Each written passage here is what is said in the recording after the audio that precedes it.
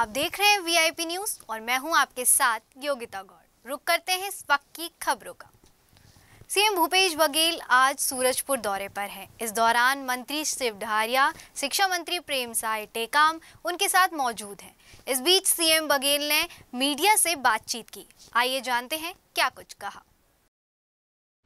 और जो फीडबैक है वो बहुत उत्साह है लोगों में, और भारी संख्या में भीषण गर्मी के बावजूद भी लोग मतदान केंद्र पहुंच रहे हैं। और अब तक के जैसे 35-40% पोलिंग का जो ट्रेंड दिखाई दे रहा है, मतलब ये है कि शाम होते होते करीब 80% से ऊपर मत चला जाए।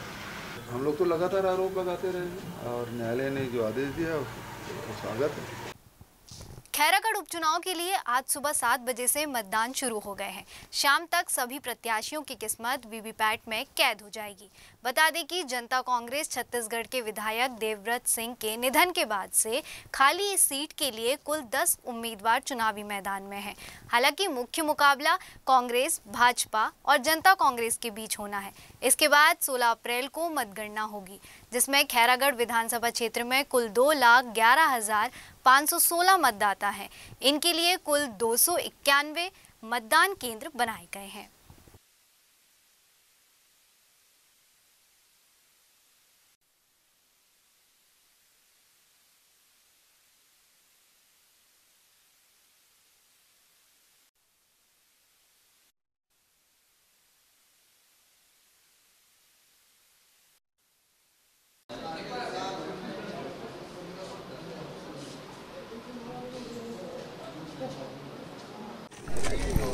धीरे आइएगा, थोड़ा धीरे आइए, थोड़ा आराम से आइएगा। चल बेटा आ जाओ। मैडम इधर का मुंह करके इधर।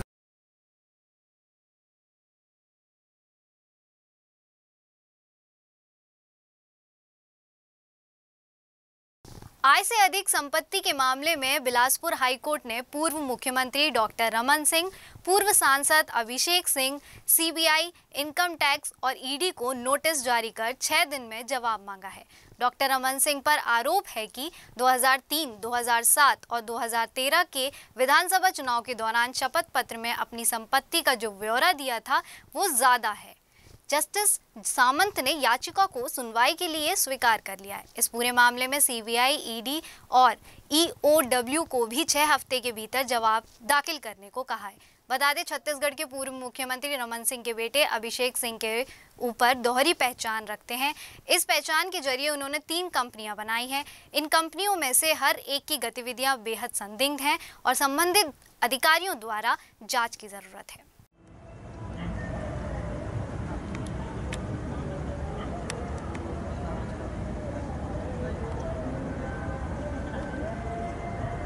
श्री विनोद तिवारी जी के द्वारा माननीय उच्च न्यायालय के समक्ष आय से अधिक संपत्ति के मामले में पूर्व मुख्यमंत्री के विरुद्ध याचिका, क्रिमिनल रिट याचिका दायर की गई थी। मामले की सुनवाई के दौरान याचिकाकर्ता के द्वारा दस्तावेज प्रस्तुत कर यह बात भी संज्ञान में लाई गई थी कि मामले के लंबित रहते हुए उनके द्वारा इकोनॉमिक ऑफेंस विंग रायपुर के समक्ष धारा 13(2) भ्रष्टाचार निवारण अधिनियम के अंतर्गत भी एक कंप्लेंट दर्ज की गई थी। मामले की सुनवाई करते हुए माननीय उच्च न्यायालय ने याचिका को स्वीकार करते हुए सभी पक्षों को 6 हफ्ते का समय दिया है और सभी पक्षों को एफिडेविट पर अपना विस्तृत जवाब दायर करने के लिए आदेशित किया है। मामले की अगली सुनवाई 6 हफ्ते बाद की होगी। विधानसभा बजट सत्र के दौरान मुख्यमंत्री भूपेश बघेल ने व्यापम और लोक सेवा आयोग द्वारा ली जाने वाली परीक्षाओं के लिए छत्तीसगढ़ के निवासियों से परीक्षा शुल्क नहीं लिए जाने की घोषणा की। उनके इस घोषणा के बाद इस पर अमल भी शुरू हो गया है। व्यापम द्वारा ली जाने वाली तकनीकी प्रवेश परीक्षाओं के लिए बीते दिनों संभावित तिथियों की घोषणा कर दी गई है और इसके लिए छत्तीसगढ़ के मूल निवासी से परीक्षा शुल्क नहीं लिया जाएगा।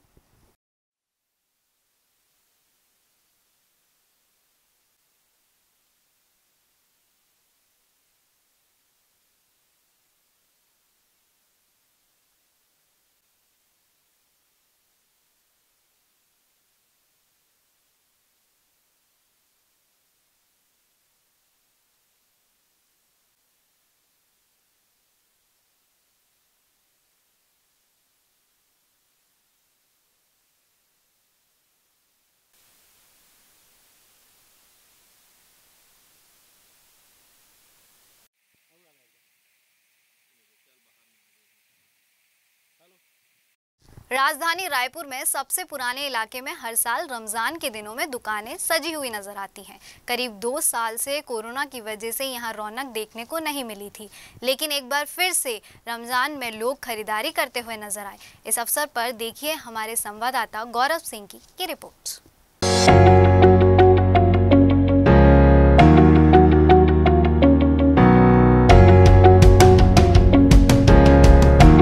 रमज़ान का पावन महीना अब शुरुआत हो चुकी है। हम रायपुर के बैजनाथ पारा में मौजूद हैं। आप देख सकते हैं यहाँ कैसे दुकानें लग चुकी हैं, सेवइयाँ बिक रही हैं। रमज़ान में सेवइयाँ बहुत ही खास मानी जाती है। इसे घरों घर जाके दिया जाता है मीठे सेवइयों को।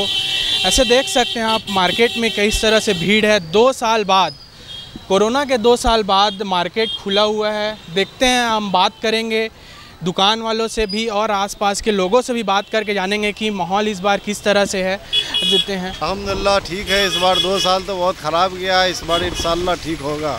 खुल के लोग आ रहे हैं, अभी डर उड़ नहीं है, आ रहे हैं लोग। इस तरह से आपने देखा आदमी लोग आ रहे हैं, मार्केट में माहौल बना हुआ है। हम और कुछ लोगों से बात करने की कोशिश करेंगे।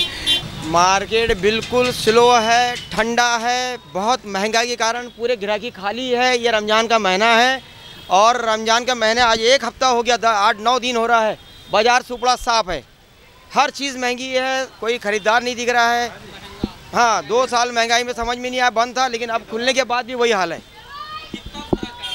4 आना पड़ रहा है धंधा, 1 रुपये का 4 आना धंधा हो गया। इतनी महंगाई के से पूरा तरसते हैं लोग। सब जिम्मेदार क्या है? माहौल ही ख़राब है। क्या जिम्मेदार माने? कोई महंगाई तो बोल नहीं सकते, क्योंकि युद्ध हो रहा है तो उसके कारण है। पेट्रोल डीजल है, बहुत सारी चीज़ें हैं, उसको गिन नहीं सकते। स्कूल खुल गई है, बच्चों की पढ़ाई लिखाई का पैसा, नए कपड़े आएंगे ईद के, उसके पैसे, तो आदमी कैसे मैनेजमेंट करेगा? बहुत अच्छा लग रहा है भैया, बहुत खुशी हो रही है। 2 साल से सब अपने घरों पे थे, त्यौहार ऐसा नहीं लग रहा था। आज मार्केट खुले से कल रात में अभी बहुत अच्छे से मनी। जैसे रमज़ान मतलब सबका त्यौहार अच्छे से मन रहा है। अब लग रहा है कि मतलब त्यौहार है। बस अभी इबादत करना है, देश में सुकून और चैन अमन के लिए दुआ मांगना है, नमाज़ पढ़नी है, रोज़े रखने हैं, ईद मनानी है। ये साल के 12 महीने में सबसे इम्पोर्टेंट और अहम महीना है कि इसमें दिन भर आदमी रोज़ा रखता है, रात भर खुदा की इबादत करता है। सारी मस्जिदें भर जाती हैं।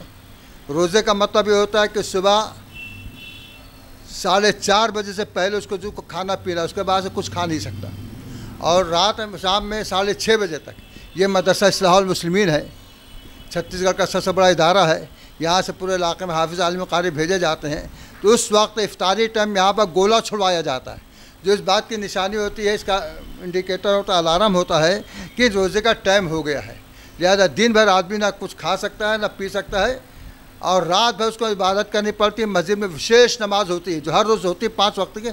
उसके अलावा एक नमाज होती है जिसको तरावी कहा जाता है, जिसमें पूरा कुरान सुनाया जाता है। 30 दिन तक लोग कुरान सुनते हैं। इसलिए इसकी अहमियत है कि इस पर आदमी परहेजगार बन जाता है, नेक बन जाता है, अच्छा बन जाता है, गाली नहीं बक सकता, झूठ नहीं बोल सकता, उल्टे सीधे काम नहीं कर सकता। ये रोज़े की सबसे बड़ी अहमियत है। ख़ास अहमियत है कि 30 दिन रोज़ा रखने के बाद जब ईद का दिन आता है तो सारी कौम ईदगाह चली जाती है, वहाँ पर नमाज़ पढ़ती है। मगर नमाज़ पढ़ने पहले एक उसको रकम निकालनी पड़ती है, एक पैसा निकालना पड़ता है, एक अमाउंट निकालना पड़ता है, जिसे बोलते हैं फ़ितरा। कि बग़ैर फ़ितरा अदा किए हुए नमाज रोज़ा सब बीच में मुअल्लक़ रहते, कोई कबूल नहीं होता, बीच में अधर लटके रहते हैं। जब फ़ितरा अदा किया जाता है तब नमाज खुदा के बारगाह में कबूल होती है। जैसे मदरसा इस्लाहुल मुस्लिमीन, मुस्लिम यतीम खाना, यहाँ पर लोग फ़ितरा ला करके देते हैं कि यहाँ पर बच्चे हैं यतीम गरीब बच्चे, उनको हाफिज़ आलिम कारी बनाया जाता है। हर साल यहाँ से 11 बच्चों को दस्तार दी जाती है। छत्तीसगढ़ का सबसे बड़ा मदरसा है, जिसको फ्रीडम फाइटर मौलाना हामिद अली साहब अलैहि रहमा ने आज से 100 साल पहले 1924 में कायम किया था। तब से मदरसा छत्तीसगढ़ में कौम की खिदमत कर रहा है और लोगों को दीन के बारे में बता रहा है। लिहाजा फ़ितरा भी अदा किया जाता है, और एक रकम जिसे ज़कात कहते हैं, ये भी साहिब हैसियत पर वाजिब फ़र्ज़ है, इसको भी लोग अदा करते हैं, जिससे गरीबों की गरीबी कम होती है, अमीरों की दौलत गरीबों के घर में पहुँचती है, और अमीर गरीब दोनों मिलकर के गले मिलकर के ईद के दिन खुशी के साथ में नमाज अदा करते हैं।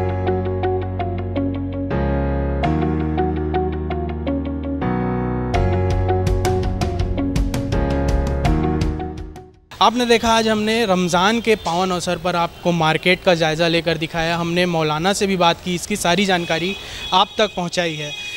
कुछ लोगों का कहना है कि मार्केट चल रहा है, कुछ लोगों का कहना है महंगाई काफ़ी बढ़ी है, मार्केट में महंगाई काफ़ी बढ़ी है, फिर भी मौलाना का कहना है कि 2 साल बाद खुला हुआ है, तो सभी अच्छे से दिल से मना रहे हैं। इसे मैं गौरव सिंह, कैमरा पर्सन होरीलाल साहू के साथ, रायपुर। रुकते छोटे से ब्रेक के लिए, आप बने रहिए वीआईपी न्यूज़ के साथ।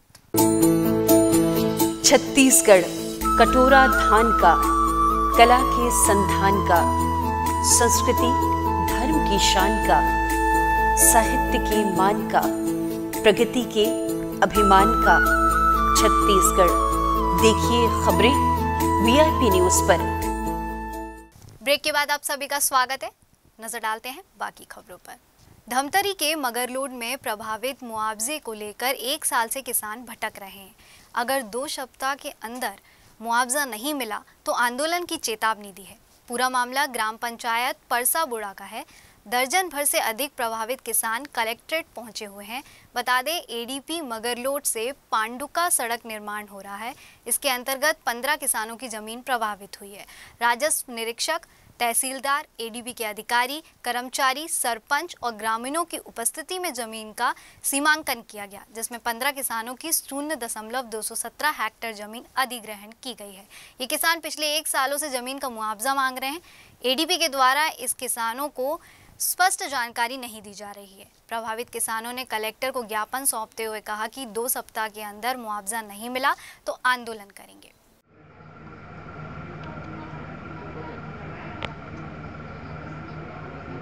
रोड जो चौड़ीकरण होता ना पांडका से मगरलोड पर मुआवजा राशि के लिए आ रही है। में लगभग 15 किसान हैं ना, वो टोटल 15 काठा जमीन जा रहे सब किसान के। पूर्व में पहले मिल गया मुआवजा, उस समय हम लोगों की मुआवजा नहीं बन रही। इससे कलेक्टर है तभी तक कुछ आश्वासन नहीं दे। 4 बार हो गए कलेक्टर के हाथ।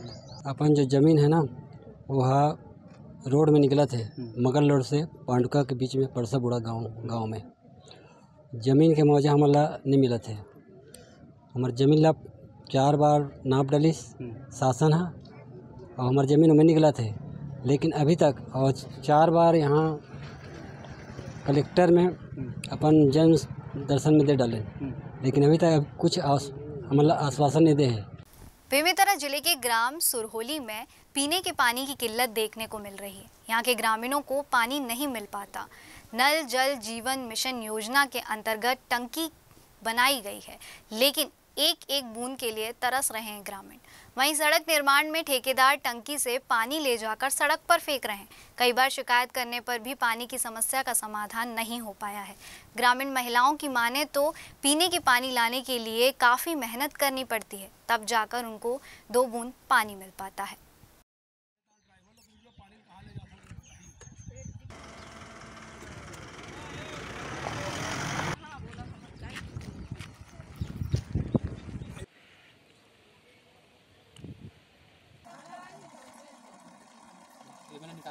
छत्तीसगढ़ सरकार की सबसे पहली प्राथमिकता होती है ग्रामीणों को मूलभूत सुविधा देना। मूलभूत सुविधा में अहम सुविधा होती है पानी की। जी हम बता दें, पीने के पानी के लिए तरस रही है ग्राम सुरहोली के ग्रामीण। आपको सीधी तस्वीर दिखाते हैं। ये जो बोर है, बोर के सामने इतना बड़ा गड्ढा खोद दिया गया जिसमें महिलाओं को पानी लाने के लिए काफ़ी समस्या होती है। कई महिलाएं हैं जो पानी को लेकर के गिर जाती हैं, उनको चोटिल भी हो जाती है। हमारे सामने सुरहोली गांव की जो महिलाएं हैं वो आई हुई हैं। किसान नेता योगेश तिवारी के नेतृत्व में महिलाओं ने एक बार फिर आवाज़ उठाया अपनी मूलभूत सुविधाओं को लेकर के। आइए हम उस महिलाओं से जानने की कोशिश करते हैं पानी को लेकर के क्या समस्या हो रही है। हमारे साथ में महिलाएं जुड़ी हुई है, उनसे पूछते हैं। जी, आप पानी भरने आती हैं यहाँ पर? हाँ। क्या समस्या होती है पानी को लेकर के? यहाँ पर पानी भरने के लिए आते हैं तो हम लोग को यहाँ पर गड्ढा, कमर अपना गड्ढा से पानी ऊपर लाने के लिए जाना पड़ता है और 2-3 आदमी साथ में रहता है, तब फिर वहाँ से हम पीने के लिए पानी ले जाते हैं।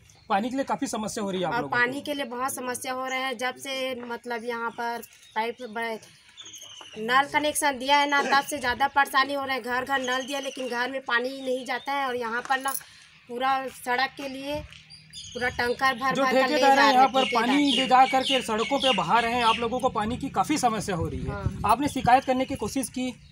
अभी शिकायत कर रहे हैं, लेकिन बाहर हम लोग नहीं किए हैं। आपने शिकायत की, लेकिन आपका कोई सुनने वाला नहीं। आइए हम किसी और महिला से पूछते हैं। जी, पानी को लेकर के क्या समस्या हो रही है? पानी के लेकर गड्ढा में बूढ़ान तो वो दिल दूध झन देते तो दिल दूध झन झोंकान और का समस्या दादा आए पानी में गड्ढा में बूढ़े परे रही थन उफले अब हिच्चे उफल गए हैं और वो मन लगा पानी मिला, पानी है कूलर है, हवा में सूता था वहाँ मन लगा पानी नहीं मिला तो दन में परे कैसे काफी समस्या हो रही पानी को लेकर। बहुत समस्या। आप लोग जो पानी भरने आती तो क्या समस्या हो रहा है आप लोगों को? वो देख सकते हैं सर, वो गड्ढा है और जो ठेकेदार हैं वो पूरा टैंकर पानी ले जा रहे हैं। सड़क के लिए पानी है, यहाँ आम जनता के लिए पानी नहीं है। और सुरुली गांव में किससे बताएंगे, जिसको बोलेंगे वो बोलता है आपकी समस्या है घर की। शुरू से ही जन मुद्दों को लेकर के और ग्रामीणों की जो समस्या रहती है उनको लेकर के शुरू से ही योगेश तिवारी जो किसान नेता हैं वो सामने आए हैं और समस्याओं का समाधान करने की पूरी प्रयास करते हैं। आज वो ग्राम सिरोली में आए हैं और ग्रामीणों से बात की और पानी की जो समस्या हो रही है उसको समाधान करने की इनको आश्वासन भी दिया। आइए हम उनसे पूछते हैं पानी को लेकर के यहाँ पर सर परेशानी हो रही है, कई जो ग्रामीणों को पानी नहीं मिल पा रहा है। वहीं पर अगर देखें तो जो सड़कों पर ठेकेदार है जो पानी को बहा रहे हैं, क्या कहेंगे इस पर? केंद्र सरकार की सबसे महत्वपूर्ण योजना है नल जल मिशन योजना, जिसमें नल के माध्यम से घर घर पानी पहुंचाने के लिए बेमेतरा जिला में 450 करोड़ रुपया दिया गया है। लेकिन आप हाल देख सकते हैं, एक सुरौली नहीं हर गांव में यही बस से बदतर स्थिति है। नल का कनेक्शन दे दिया गया है, जो पाइपलाइन लगा है बहुत थर्ड क्लास है, कहीं भी पाइपलाइन फट जा रहा है। ऐसे ठेकेदारों के खिलाफ कार्रवाई होना चाहिए। एक हफ्ता का अल्टीमेटम दे रहा है, नहीं तो हम लोग कलेक्टर से शिकायत करेंगे। पूरी बहनों को मैं लेके जाऊंगा और एक हफ्ते बाद नहीं कलेक्टर से शिकायत करके ऐसे ठेकेदारों के खिलाफ कार्रवाई करने की मांग करूंगा। जिला मुख्यालय के जो बेरला ब्लॉक है वहाँ से महज कुछ ही दूरी पर ये ग्राम है और ये ग्राम जो है आपको सीधी अबूझमाड़, बस्तर के जो अबूझमाड़ है उस गांव का याद दिलाएगा। आप सीधी तस्वीर पर देख सकते हैं पानी के लिए कितनी जद्दोजहद करना पड़ता होगा। ये जो सामने जो नाला देख रहे हैं, जो पानी भरी हुई है, उसको पार करके महिलाएं हैं जो पानी लेने के लिए जाती हैं और कई बार ऐसा होता है कि महिलाएं गिर जाती हैं, उससे काफ़ी उनको चोट भी आता है। लेकिन आज तक इनकी जनप्रतिनिधि ने सुनवाई करने नहीं आया। देखना यह होगा इनकी समस्या का समाधान हो पाता है या महिलाएं पानी को लेकर के ऐसी समस्याओं से जूझती रहेंगी। वीआईपी न्यूज़ से योगेश सिंह राजपूत की रिपोर्ट। सरगुजा जिले में महिलाओं के लिए बेरोजगारी की समस्या देखने को मिल रही है, जिसके चलते रेडी टू ईट का संचालन स्वयं सहायता समूह की महिलाओं को देने की मांग की जा रही है। दरअसल प्रदेश के आंगनवाड़ी केंद्रों में रेडी टू ईट का संचालन पूर्व में महिला बाल विकास के स्वयं सहायता समूह की महिलाओं के द्वारा संचालित किया जाता था, लेकिन 1 अप्रैल से इसका संचालन बीज निगम के हाथों दे दिया गया। ऐसे में स्वयं सहायता समूह की महिलाएं पूर्व में कुछ रेडी टू ईट तैयार कर चुकी थीं, जो अभी भी सप्लाई नहीं हो पाया है, जिसे लेकर स्वयं सहायता समूह की महिलाएं कलेक्टर से मुलाकात कर अपनी समस्याओं से अवगत कराती हुई नजर आईं।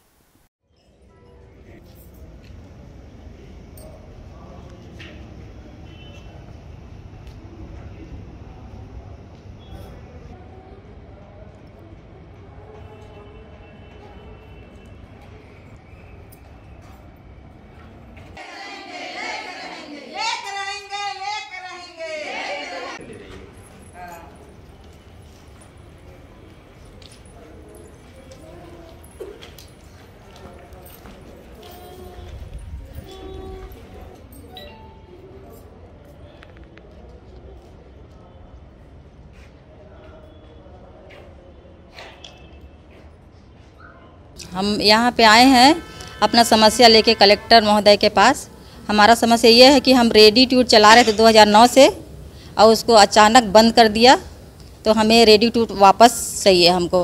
और अचानक और बीज निगम को दे दिए इन्होंने और ठेका भी दे दिए, ठेका बीज निगम ठेका में दे दिए। हम रेडी टू के मांग के लिए मतलब रेडी टू चलाना चाहते हैं और जो शासन है वो बीज निर्माण करके बीज वो संचालित करके हम लोग को हटाना चाहते हैं। और हम भाई बेरोजगार नहीं होना चाहते हैं, महिला शक्ति है। महिला को जब शासन दिया है हम लोग को काम करने के लिए, तो हमको क्यों बेरोजगार करना चाहता है? हमारा रोजी रोटी उसी से चलता है। अब हमारा एक व्यवसाय बन गया है कि हमको ये काम करना है और हमको अचानक इस काम से हटा दिया जा रहा है, तो हम ये नहीं चाहते हैं। हम उसके लिए हम उसको नियमित संचालन करना चाहते हैं। सरगुजा जिले में 2 सूत्री मांगों को लेकर मनरेगा कर्मचारी हड़ताल पर चल रहे हैं, जिसकी वजह से मनरेगा का काम ठप पड़ा हुआ है। ऐसे में गांव के पंजीकृत मनरेगा मजदूर बेरोजगार हो गए हैं। लुंड्रा विकासखंड के ग्राम पंचायत जारा किला के ग्रामीण बड़ी संख्या में कलेक्ट्रेट पहुंचे और रोजगार देने की मांग की। दरअसल 2 सूत्री मांगों को लेकर मनरेगा कर्मचारियों की हड़ताल पिछले 9 दिनों से जारी है, जिससे जिले में रोजगार गारंटी के तहत किए जाने वाले काम पूरी तरीके से ठप हैं और ग्रामीण बेरोजगार हो गए हैं, जिससे उनको आर्थिक तंगी देखनी पड़ रही है।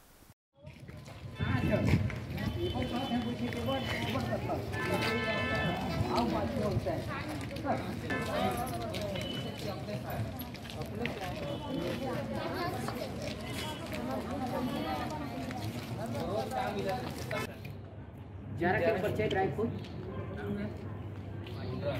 जी लुंड्रा पूछते हुए काम को बंद कर दिया, रोजगार छीन 15-20 दिन से काम बंद।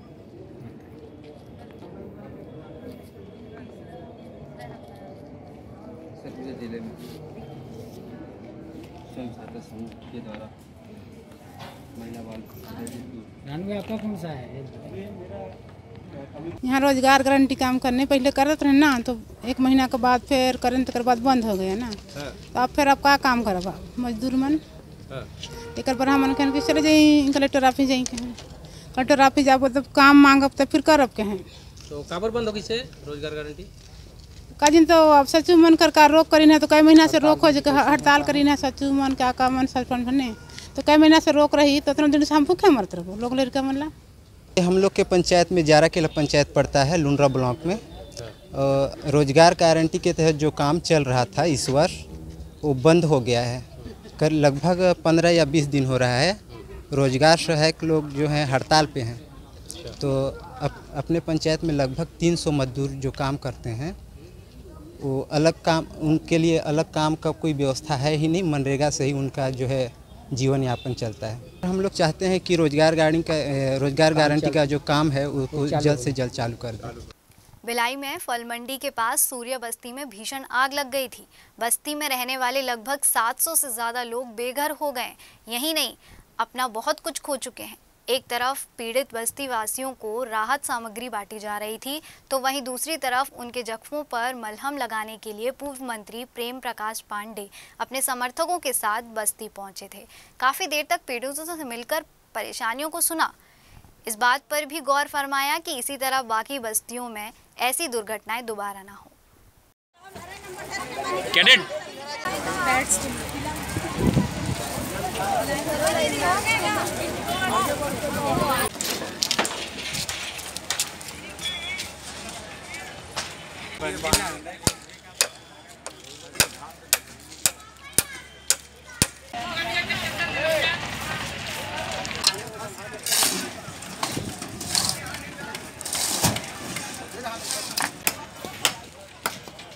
पता इन लोग कल तक राख में जिंदगी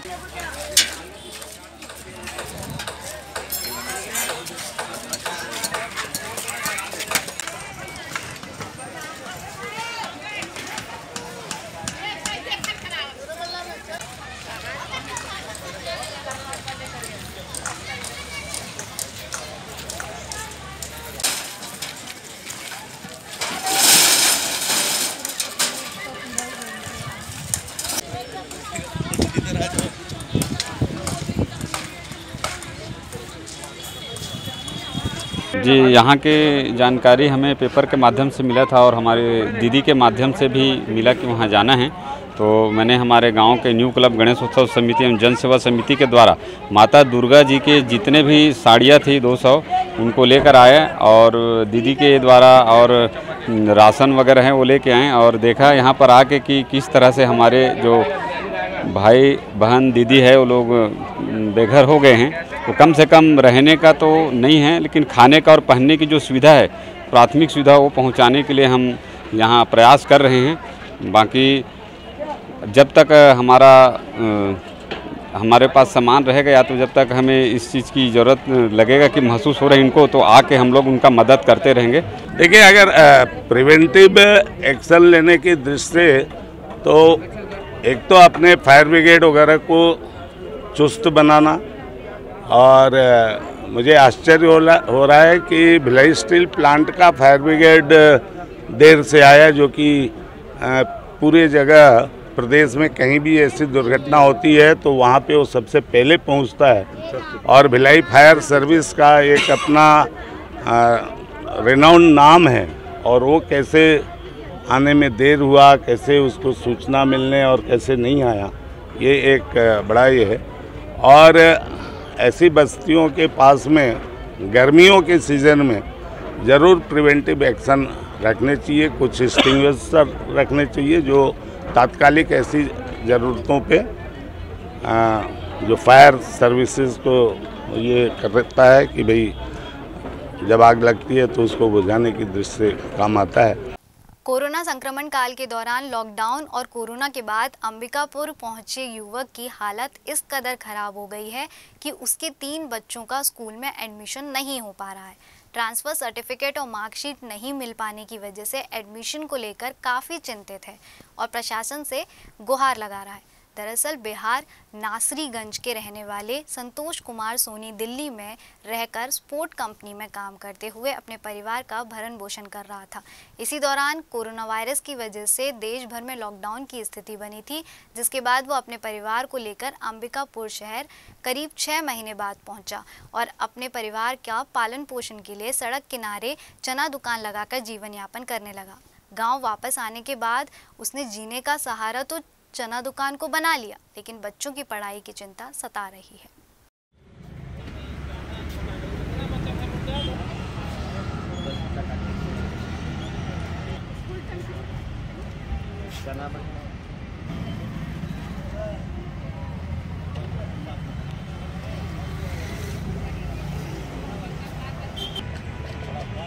मैं नोएडा से आया हूँ। वहाँ कंपनी में काम करता था।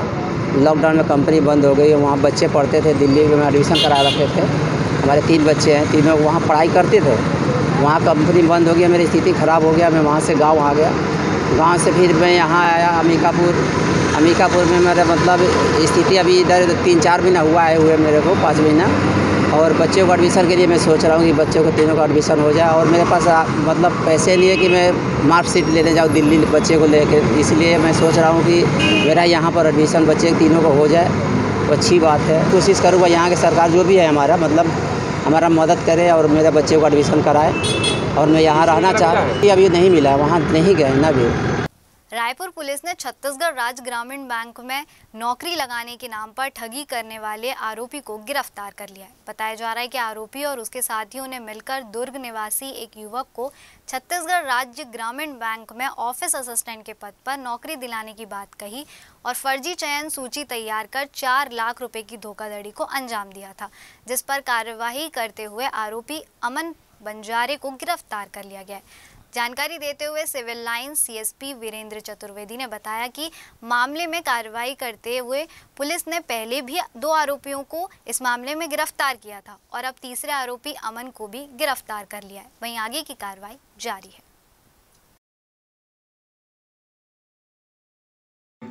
आकाश चंदन निवासी दुर्ग के द्वारा रिपोर्ट की गई थी कि छत्तीसगढ़ क्षेत्रीय ग्रामीण बैंक में नियुक्ति के नाम पर उसके साथ में ठगी की गई है करके इसमें अपराध पंजीबद्ध करके विवेचना में दिया गया था। और विवेचना के दौरान लोकेश्वर दास मानिकपुरी और उपेंद्र तिवारी 2 आरोपी पहले गिरफ्तार हो चुके थे और जो माननीय न्यायालय के समक्ष प्रस्तुत किए जा चुके हैं, न्यायिक अभिरक्षा में है। इसी तारतम्य में विवेचना के दौरान जो प्रकरण का मुख्य आरोपी था, जिसने फर्जी चयन सूची जारी करने के बाद जो लोग प्रत्याय वो थे, परीक्षार्थी थे जिनसे उसने पैसे लिए थे, वो अमन बंजारे, उसकी कल काफ़ी उस समय से तलाश थी प्रकरण में, जिसकी कल गिरफ्तार किया गया पुलिस के द्वारा और जिसे आज माननीय न्यायालय के समक्ष प्रस्तुत किया जाएगा। इस बुलेटिन में इतना ही।